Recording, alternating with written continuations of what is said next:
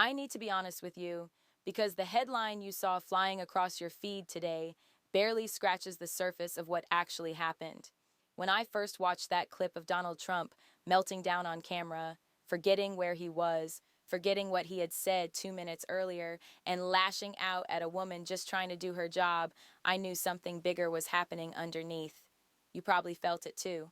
That uneasy moment where you realize this isn't just another gaffe or another bad answer from a politician.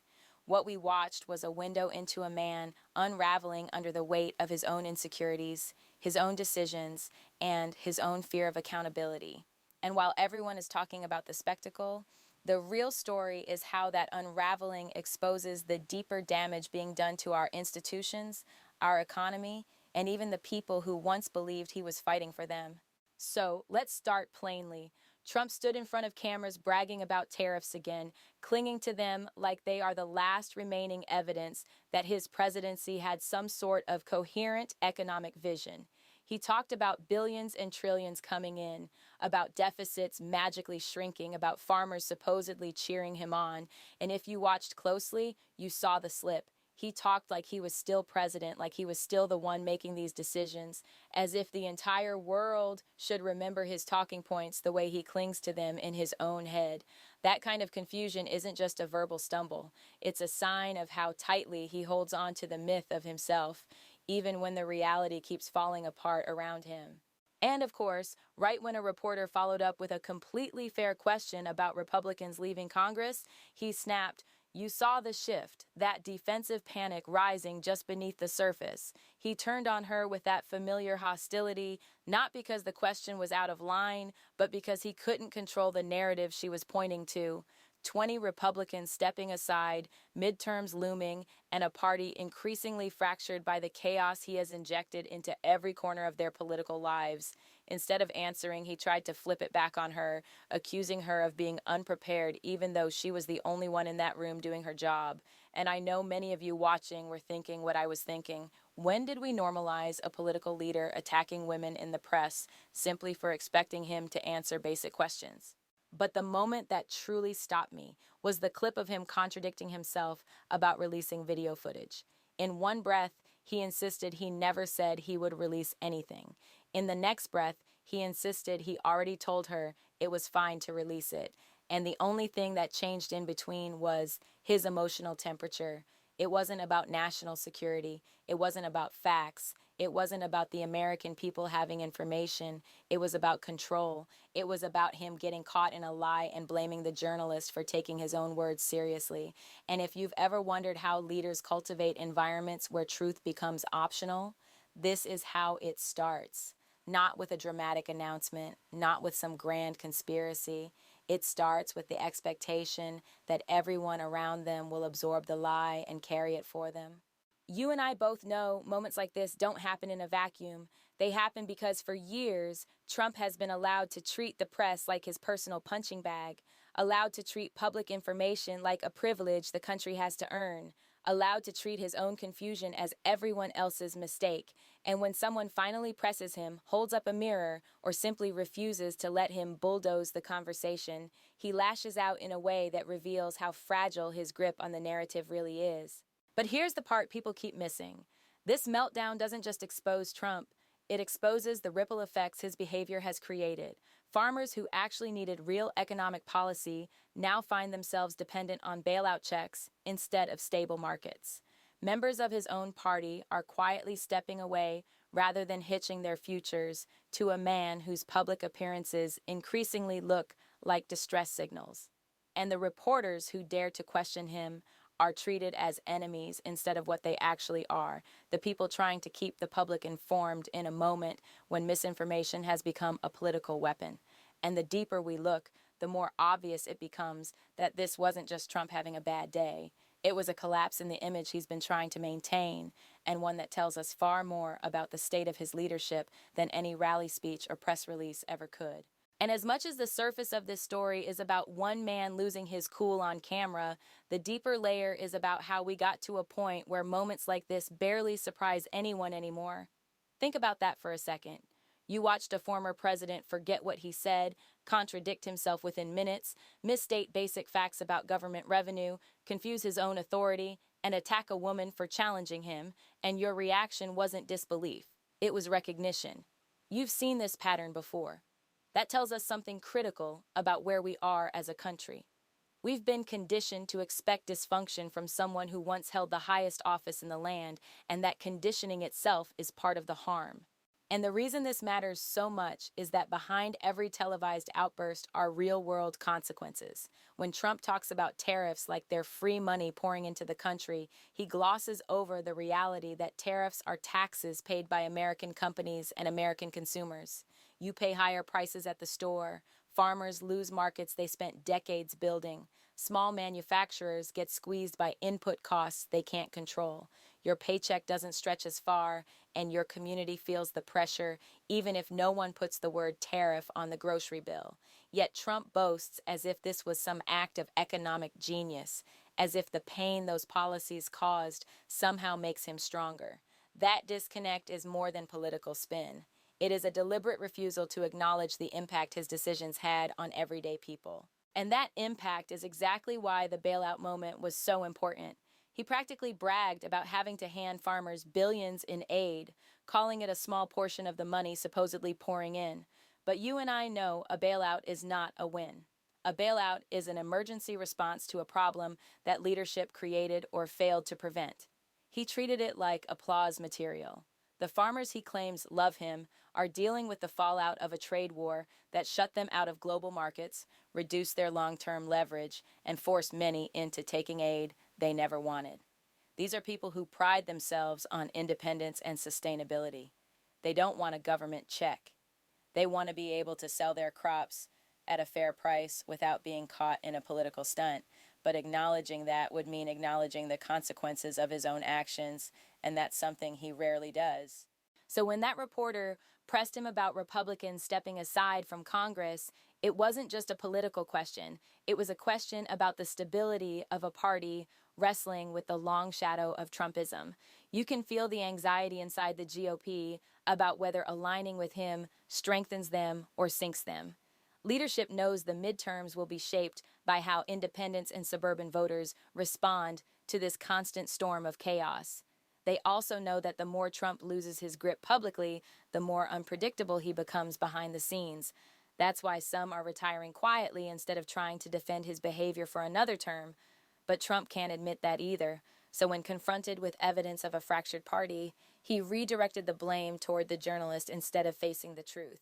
And that deflection connects directly to the clip of him forgetting what he said about releasing video evidence. You probably noticed the panic in his tone when he realized she wasn't going to let the contradiction slide. That panic comes from insecurity, from the fear of being exposed as inconsistent, ill-prepared, or uninformed. He has built an entire political identity on projecting strength, certainty, and dominance. But moments like these show that the projection is fragile. When the facade cracks, even a little, he lashes out. Not because the question was disrespectful, but because it threatened the image he depends on to maintain support. Now, what makes this situation even more alarming is how normalized these attacks on the press have become. Trump's pattern is always the same. If he feels cornered, he labels the coverage as biased, fake, or hostile. And that pattern has encouraged a broad portion of the public to distrust journalism altogether. That distrust is not an accident. It is a tool. If people no longer believe the press, they rely on the politician's narrative instead of on independent verification. That's how power evades accountability. Not by silencing the press outright, but by getting the public to dismiss them before they even speak. You can see this in how he talked about leaks, suggesting reporters were the ones putting military personnel at risk. There is no evidence of that. The investigations, the reporting, the historical record all point to internal decisions and internal failures. But Trump wants you to associate the danger with the people asking questions, not the people giving orders. That switch is intentional. It's how he insulates himself. And when his allies echo that framing, it creates an ecosystem where truth becomes optional and loyalty becomes the only currency that matters. And at the center of all of this is a man showing visible signs of cognitive strain, forgetfulness, confusion about his role, contradictions in the span of minutes, emotional volatility. These are not minor slips, these are alarms, and instead of addressing them with honesty, he attacks anyone who points them out. That alone should concern every viewer, regardless of your party or your politics, because leaders who cannot engage with reality without attacking the people who describe it are leaders who cannot be trusted with power. And when we talk about accountability, this is where the deeper institutional story comes into focus, because what we watched in that press exchange wasn't just Trump losing his temper. It was a collision between political power and democratic oversight.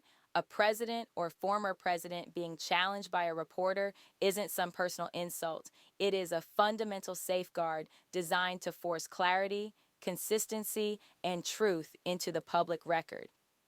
When Trump tries to degrade that process by shaming reporters, belittling them, or redefining scrutiny as hostility, he's not just attacking one person. He's attacking the system that keeps leaders from operating in the dark. And if you have ever felt like government decisions happen far away from your life, this is part of why. When leaders make transparency optional, they make accountability theoretical. That's exactly why the clip of him stumbling through his own talking points hit me so hard. He repeated claims about tariffs that economists across the spectrum have disputed for years. He framed deficits and revenue in ways that don't align with how federal budgeting actually works. He invoked farmers as though they were props instead of families dealing with the consequences of an avoidable economic conflict. And he did all of this with the confidence of someone who assumes no one in the room will push back. But someone did. And in that moment, you saw the limits of the performance. You saw what happens when a leader accustomed to loyalty is confronted instead with facts.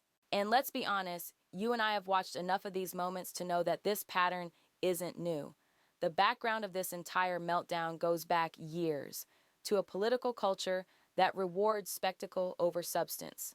Trump learned early on that anger gets airtime, confrontation gets clicks, and conflict keeps his base energized. He built a feedback loop where the more he attacked, the more he was celebrated by those who interpreted the aggression as strength. But strength is not the ability to insult people who cannot hit back. Strength is the ability to face accountability without falling apart.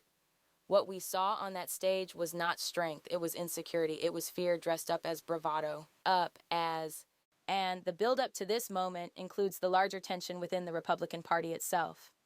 Members quietly distancing themselves, publicly trying to thread the needle between supporting him and avoiding the political consequences of being tied too tightly to him. You can feel the strain in every interview, every soft-spoken comment about wanting to focus on policy rather than personalities, but Trump will not allow that distance. He demands loyalty, even as he destabilizes the very party he wants to lead. And when reporters ask him about that, when they bring up retirements and electoral challenges, the panic bubbles up because he knows those questions touch his greatest vulnerability, the fear that the party is moving on without him.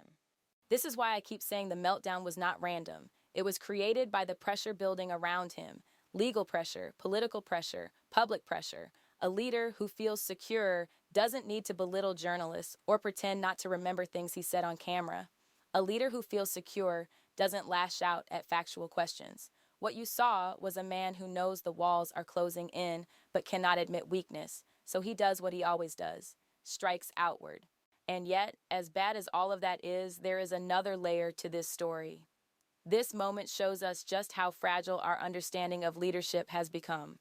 Many Americans grew up believing that holding office meant demonstrating clarity, composure, understanding of complex issues. But the more this era normalizes emotional volatility in leadership, the harder it becomes to demand something better. You may find yourself asking why journalists don't simply ignore him, why networks still cover him, why people still listen. But that question reveals the trap. When someone with political power is unpredictable, erratic, or hostile to the truth, silence is not an option. Ignoring that behavior only allows it to go unchecked. Pressing him is necessary even when he tries to make the cost of that scrutiny unbearably high. And that brings us back to the reporter he attacked. She wasn't just doing her job, she was defending your right to know the truth. She asked a question that millions of Americans deserved an answer to. She refused to let him twist her words or intimidate her into backing down. That matters, because every time a leader tries to redefine a fair question as disrespect, every time a question about public policy is reframed as a personal attack, the space for accountability shrinks. And the people who get hurt are not reporters. The people who get hurt are you, the voter trying to understand how decisions are made, the worker trying to navigate economic policy, the family trying to figure out what kind of government they are living under. And if you watch closely, you see something else beneath Trump's anger, a deep fear of being replaced in the conversation. He needs control, not just of policy narratives, but of emotional narratives. He needs the public to see him as the decisive one, the strong one, the one who cannot be questioned. That is why he repeats stories about tariffs even when the math doesn't hold. That is why he talks about farmers loving him even as they struggle with the consequences of his decisions. It's not about truth, it's about identity. It's about building a world where anything he says becomes the reality people default to. But reality has a way of pushing back, and in that moment, on that stage, it caught up with him. You heard it in the hesitation, you heard it in the contradictions, you heard it in the anger that spilled out when he lost control of the narrative he needed. And the part that still sits with me is how quickly that anger was followed by confusion, as if the moment he pushed back, he lost track of what he had said just moments before. You watched him declare that he never approved the release of any footage, then pivot instantly to insisting he had already said he was fine with whatever his defense officials wanted to do. That isn't strategy. That isn't media handling. That is someone stumbling inside his own narrative. And when a leader can't keep track of his own position, it becomes impossible for the public to trust the decisions built on top of that uncertainty. And I know some people will say this is just Trump being Trump, that he's always been this way. But that response misses the most important point. When someone is given immense power, their patterns are no longer just personal quirks. They become political forces. They influence policy, shape legislation, define foreign relations, and alter the public's understanding of truth itself. His volatility ripples outward into the institutions responsible for keeping our democracy stable. And when those institutions bend to accommodate that volatility, they weaken in ways that take years to repair. You can see a clear example of that in how military and intelligence officials were dragged into this mess over whether to release video evidence. Instead of having a consistent process grounded in protocol and national security, everything became a performance. Instead of clarity, you got confusion. Instead of a chain of command based on expertise, you got conflicting stories shaped by whatever Trump felt in the moment. That kind of unpredictability makes it harder for institutions to function because they are designed to rely on stable leadership, not emotional improvisation. And that is why his meltdown over leaks hit such a nerve. When he suggested that reporters were responsible for putting military members at risk, he was flipping the script to protect himself from scrutiny. But the reality is that leaks inside agencies often come from people who are alarmed by internal decisions, not by reporters manufacturing drama.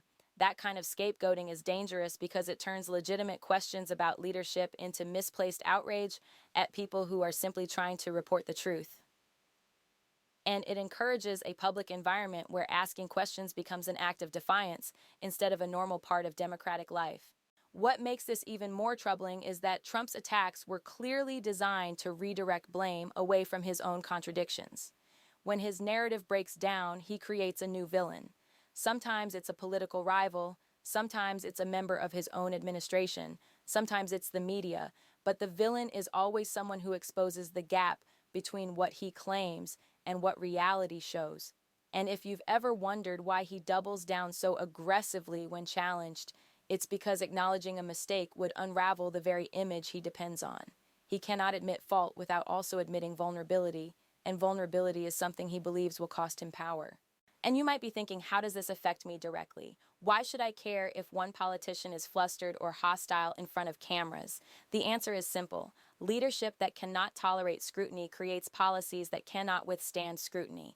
When a leader refuses to answer questions, the public loses its ability to understand how decisions are made.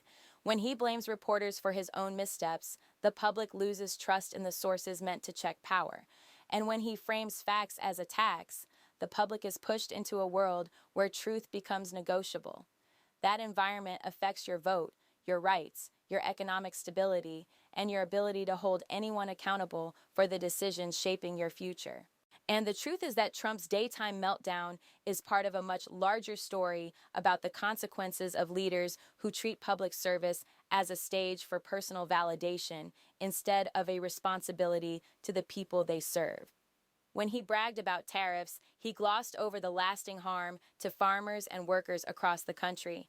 When he talked about money pouring in, he ignored the inflation, supply chain disruptions, and price increases that families like yours had to absorb.